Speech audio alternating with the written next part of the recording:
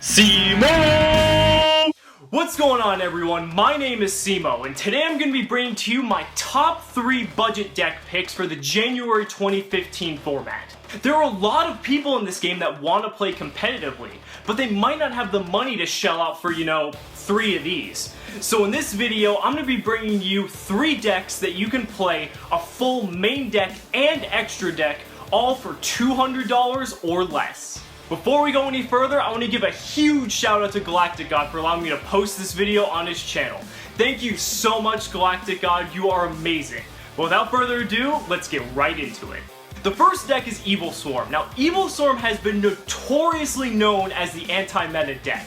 And for good reason, its boss monster forbids the special summoning of level 5 or higher monsters, and it can main deck a lot of floodgate cards, including Macrocosmos, Dimensional Fissure, Soul Drain, Vanity's Emptiness, and the list can just go on. And Evil Swarm is a really good pick right now for a couple reasons. First off, a lot of players are choosing to go second because they feel that they can OTK on turn 2.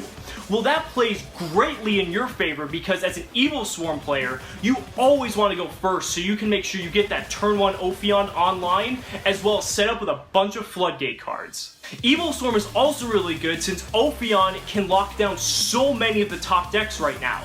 Against Shaddolls, they're not allowed to fusion summon any of their powerful fusion monsters. Against Clipboards, they're not allowed to pendulum summon since all the monsters are level 5 and above before they get pendulum summoned.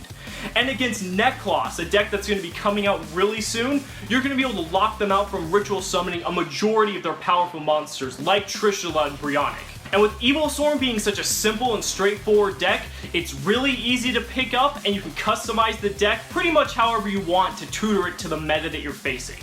Evil Swarm is going to run you about $160. It could cost way less, but an optimized build in this meta is going to be running 2 copies of Abyss Dweller, 2 copies of Castel, and 2 copies of Evil Swarm Exciton Knight. The second deck is Morels. Now, since Abyss Gun got moved on the list from 1 to 3, that is absolutely incredible because it really pushes the OTK potential of Morels through the roof. Morels have the potential to put a lot of damage on the board very quickly. And in addition to that, they also have access to rank 3, rank 4, and rank 7 toolboxes. And that's great because having access to a monster like Abyss Gaios in this meta is nuts. Just like Shaddolls and Clipboards, Morels love to go second because that extra draw could be the combo piece they need to go for an OTK on turn 2. But on top of that, Morels can also be a very disruptive deck because, say your opponent plays a Clipboard Scout, you can flip up a set Abyss Sphere, special summon an Abyss Pike, pitch a heavy infantry for that, and destroy the Scout before they even get a chance to use it. Since Abyss Gun went to 3, Morels have seen a little bit of an increase in price, but not too much, because for a complete main and extra deck, it's going to cost you just about $200. And finally, my third pick is Lightsworn Shaddol.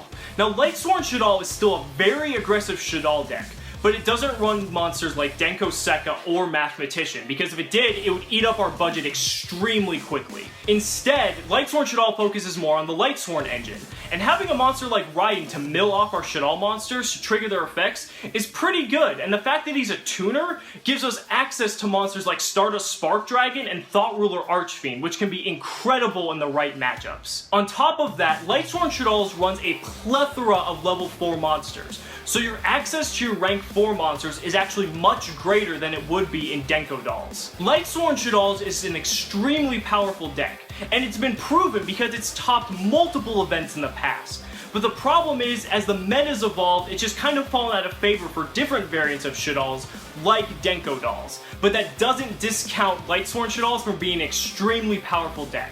You can pick up the entire deck for just about $200. Let me know down in the comments what you guys think are the best budget deck picks for this format, but also being able to compete at high level events. Thank you all so much for watching the video. If you enjoyed it, come on over to my channel and check out some of my other content.